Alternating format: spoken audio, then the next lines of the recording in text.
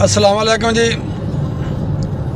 ਤੁਹਾਡਾ ਭਰਾ ਜਵੇਦ ਇਕਬਾਲ ਚੱਠਾ ਪੰਜਾਬੀ ਸਾਂਝਾ ਤੋਂ ਅੱਜ ਅਸੀਂ ਆਪਣੇ ਪੀਰੋ ਮੁਰਸ਼ਦ ਹਜ਼ਰਤ ਅਬੂ ਨੀਸ ਮੁਹੰਮਦ ਬਰਕਤ ਅਲੀ ਲੁਧਿਆਣੀ ਕੁਦਸੁਲ ਅਜ਼ੀਜ਼ ਤੇ ਦਰਬਾਰੇ ਆਲੀਏ ਤੇ ਹਾਜ਼ਰੀ ਦਾ ਸ਼ਰਫ ਹੋਇਆ।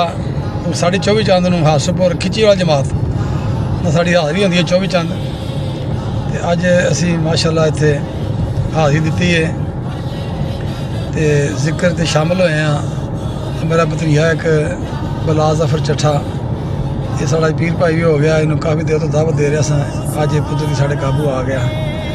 अज इन्हों पूछांगे भी इस दरबार में किस तरह का पाया इत्थे की महसूस किया। हाँ भाई मैनू बड़ा अच्छा लगा इत्थे आके दरबार से, मतलब बड़ा सुकून जिक्र हो रहा उत्थे, ना कोई गल्लां वगैरह ना लेना ना देना ना।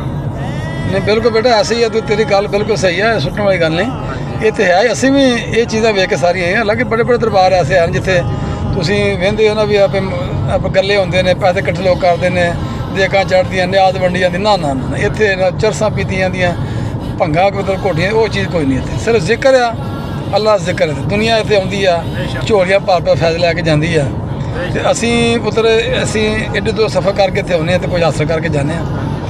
ਇੱਕ ਤਾਂ ਸਾਨੂੰ ਉਹਨਾਂ ਦੇ ਬਤਾਏ ਹੋਏ ਕੰਮਾਂ ਦਾ ਵਕਾਲਤ ਹਕਮਤ ਵਿੱਚ ਲਿਖੀ ਸਾਰੀ ਗੱਲਾਂ ਬਹੁਤ, ਔਰ ਹਦੀਸ ਦੇ ਰੂਹ ਨਾਲ ਸਭ ਜੋ ਕੁਝ ਇੱਥੇ ਦੱਸਦੇ ਸਾਨੂੰ। ਇੱਥੇ ਅਸੀਂ ਸਾਨੂੰ ਨਮਾਜ਼ਾਂ ਵੀ ਪੜ੍ਹਨੀ ਚਾਹੀਦੀਆਂ, ਜ਼ਿਕਰ ਵੀ ਕਰਨਾ ਚਾਹੀਦਾ ਹੈ, ਦੁਰੂਦ ਸ਼ਰੀਫ ਵੀ ਪੜ੍ਹਨਾ ਚਾਹੀਦਾ ਹੈ ਤੇ ਪੜ੍ਹ ਕੇ ਸਾਰਾ ਕੁਝ ਪੜ੍ਹ ਕੇ ਹਜ਼ੂਰ ਪਾਕ ਸੱਲੱਲਾਹੁ ਅਲੈਹਿ ਵਸੱਲਮ ਦੀ ਸਾਰੀ ਉਮਤ ਨੂੰ ਬਖਸ਼ਣਾ ਚਾਹੀਦਾ ਹੈ।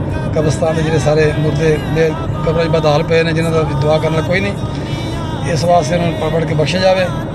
ਤੇ ਸਾਰੇ ਦੋਸਤਾਂ ਨੂੰ ਮੈਂ ਇਹ ਦਾਵਤ ਦਿਆਂਗਾ ਕਿ ਇਸ ਦਰਬਾਰ 'ਤੇ ਆਓ ਇੱਕ ਦਫਾ ਜ਼ਰੂਰ ਸਾਰੇ ਲੋਕ। कैबदार समंदरी रोड फैसलाबाद पीरो मुर्शद हज़रत अबू नीस मुहम्मद बरकत अली दे तलक्कस ते दस्ताना आलिया ते दरबारे आलिया ते सारे दोस्त इत्थे आओ। अखां दा कैंप भी लगदा हर साल 2 दफ़ा, एक मार्च का महीना सारा और एक अक्तूबर का महीना। अखां फ्री ऑफ कास्ट अखां बनदियां, लंगर का, रहन सहन का, दवाइयां का, हर चीज़ का खर्चा इस दारुल इस्लाम जुम्मे हुंदा है। आओ देखो इस दौर में भी ऐसे वली अल्लाह ने जिन्होंने खिदमत खल्क वास्ते हज़ूर पाक सल्लल्लाहु अलैहि वसल्लम के नक्शे कदम से सुन्नत के मुताबिक हदीस वारका के मुताबिक सारे काम होते हैं। सब दोस्त मेरी आवाज़ आ रही है, तुम एक दफा हाजिर एक दरबार से देखो, इतने बहुत सुकून आएगा इंशाअल्लाह। बहुत ही इतने हासिल करके जाओगे, फैसला लेके जाओगे।